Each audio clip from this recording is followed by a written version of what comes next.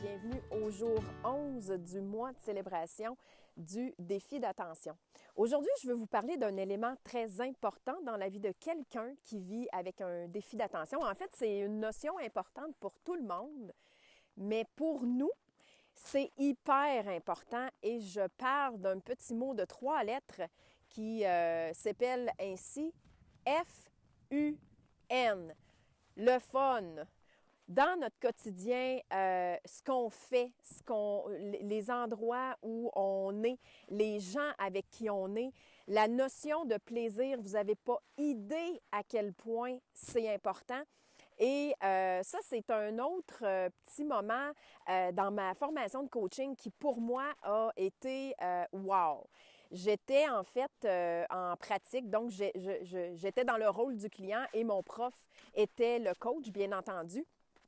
Et quand j'ai mis le doigt sur cette valeur tellement importante pour moi, qu'est le plaisir, je vous dirais que ça a changé la façon dont je fais les choses.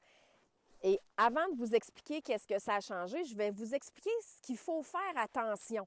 Parce que vous savez que, on est des gens très enthousiastes, on est des gens qui disent oui, parce que on a cette espèce d'excitation, puis on se dit ah oui, ça va être le fun et tout et tout.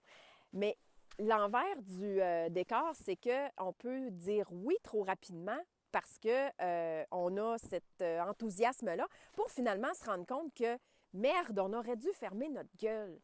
Alors ça a permis cette notion de fun, du moment que je l'ai appris et que j'en ai pris conscience, de me permettre de réfléchir avant d'accepter un projet ou peu importe qu'est-ce qu'on me proposait.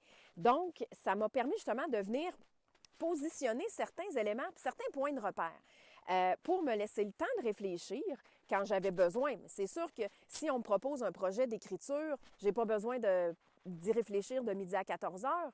C'est une de mes passions. Mais me donner ce temps de réflexion pour être sûr que ce dans quoi je m'embarque, ça va vraiment m'apporter du plaisir.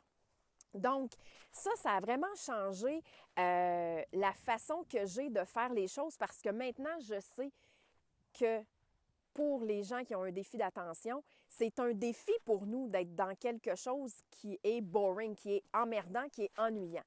Donc, rappelez-vous de ceci. Si ce que vous faites, c'est agréable, c'est amusant, que vous prenez du bon temps à le faire, ben go, continuez. Mais si votre petite horloge interne ou votre GPS ou votre petite voix vous dit « Non, pas sûr, on m'amuse pas autant que je pensais », bien, donnez-vous le droit de réfléchir et de dire « C'est quoi le prix à payer pour rester dans cette activité qui m'intéresse plus ou moins ?»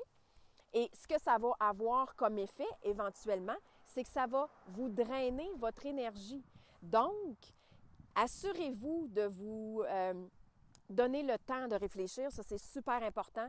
Ça peut être donne-moi le temps d'y réfléchir, je te reviens. Vous pouvez donner 48, 72 heures, peu importe votre façon de fonctionner qui convient à la personne que vous êtes, mais accordez-vous ce laps de temps.